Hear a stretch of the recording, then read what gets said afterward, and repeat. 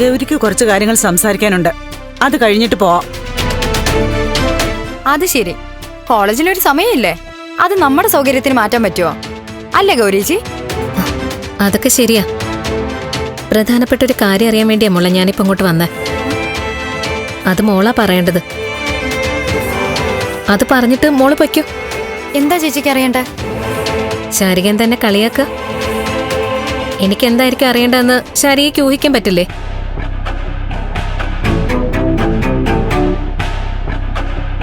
ശാരികയുടെയും നവീന്റെയും കല്യാണക്കാര്യം. ഓ എന്റെ പൊന്നോ, എന്റെ ചേച്ചി അത് ഇന്നലെ പറഞ്ഞു കഴിഞ്ഞ കാര്യമല്ലേ? ഇന്നലെ പറഞ്ഞു, പക്ഷെ അതിനൊരു വ്യക്തത വേണ്ടേ? പരീക്ഷ കഴിഞ്ഞാൽ ഉടനെ കല്യാണം നടത്തണമെന്നാ ഞങ്ങളുടെ ആഗ്രഹം. അതിന് ശാരികയ്ക്ക് സമ്മതമാണോ അല്ലയോ? ചേച്ചി ഇതെന്താ ഒരുമാതിരി പോലീസ് മുറയിൽ ചോദിക്കുന്ന പോലെ? ആ, പോലീസ് മുறை ചോദിക്കാത്തതിന്റെ കുഴപ്പാ ഇതൊക്കെ. ഗൗരി ചോദിക്കുന്നതിന് കൃത്യമായ ഉത്തരം കൊടുത്തിട്ട് നീ ഇന്ന് പോയാ മതി. ഇപ്പൊ പോലീസുമായി പട്ടാളമായി. മോളെ, നീ അങ്ങും ഇങ്ങും തൊടാതെ സംസാരിക്കുന്നത് നിർത്തി. കാര്യം എന്താണെന്ന് വെച്ചാൽ തെളിച്ച് പറ. ഇനി എന്ത് തെളിച്ച് പറയാനാച്ചാ? ദേ ഗൗരിയേച്ചി, കല്യാണം എന്ന് പറയുന്നത് ഒരാളെ നിർബന്ധിച്ച് ചെയ്യിക്കുന്ന ഒന്നല്ല.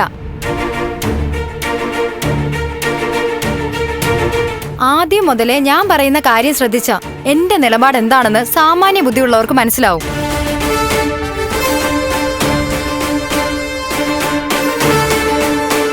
കല്യാണത്തിന് എനിക്ക് ഒട്ടും ധൃതിയില്ല എന്നും എന്റെ മേൽ മറ്റുള്ളവരുടെ താല്പര്യം അടിച്ചേൽപ്പിക്കരുതുമെന്നാ ഞാൻ ഉദ്ദേശിച്ചത്.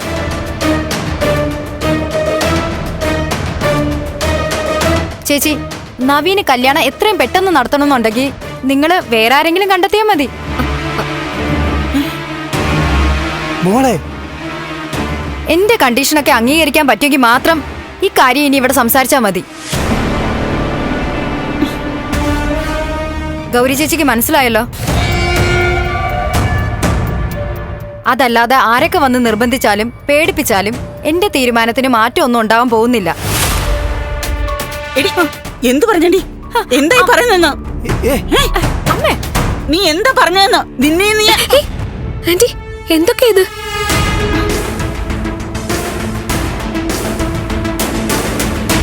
ഇതെന്ത് പാട്? എന്റെ മനസ്സിലുള്ളത് തുറന്നു പറയാൻ ആവശ്യപ്പെട്ടിട്ട് തുറന്നു പറഞ്ഞപ്പോ തല്ലും. നീ ഗുണം പിടിക്കില്ലടി അനുസരണ ഇല്ലാത്തവളെ. ഈ കാണിക്കുന്ന അഹങ്കാരത്തിനൊക്കെ നീ അനുഭവിക്കാൻ പോകുന്നതേ ഉള്ളൂ. ഏയ് ആന്റി, മതി. പറഞ്ഞ് ഓവറാക്കണ്ട. അനുഭവിക്കുന്ന ഇപ്പൊ ഇവളല്ല, ഞാനാ.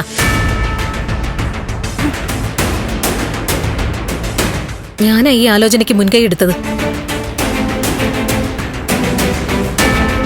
എന്റെ അനിയന് വേണ്ടി ഞാനിങ്ങനെ നാണം കെട്ട് കയറി ഇറങ്ങുമല്ലേ, അപ്പോ അനുഭവിക്കേണ്ടത് ഞാനാ.